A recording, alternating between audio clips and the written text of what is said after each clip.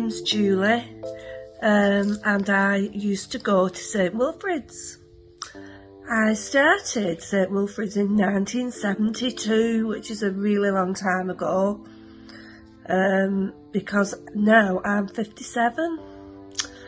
I finished St Wilfrid's in 1979 when I went on to Standish High School, and that was a brand new school then. It's only been open a year. In those days, the infants and the juniors were two separate schools, but you always went on to the juniors after you'd finished the infants.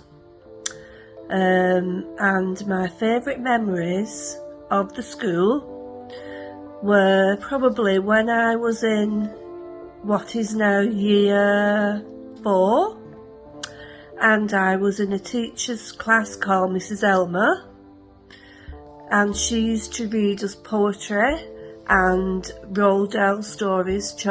One of them was Charlie and the Chocolate Factory, and I love that. But I also love the poetry that she used to read to us, and I'm still a really big fan of poetry to this day.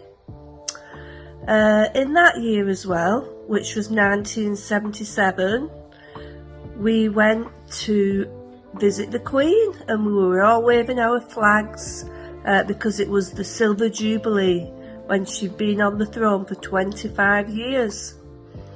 King Charles is the Queen's son because the Queen died a few years ago. I went on to Standish High School after that, where I finished there in 1984 after doing my O-levels. And I went on to work in an office.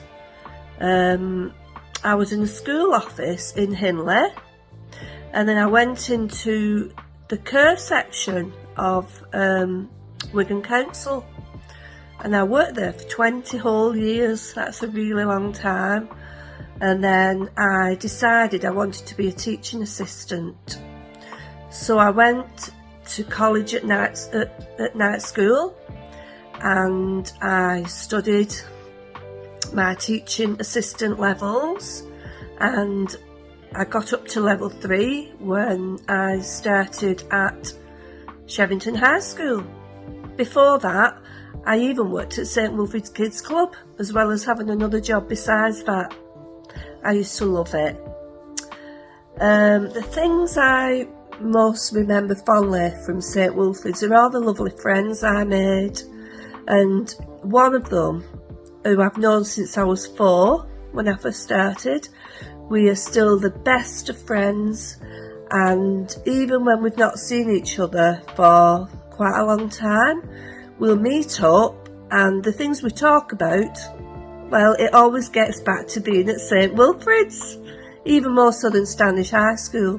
We had our best memories at St Wilfrid's, and it just goes to show that if you make friends, you can stay with your friends, be friends, all those years later, like I am with my friend Catherine.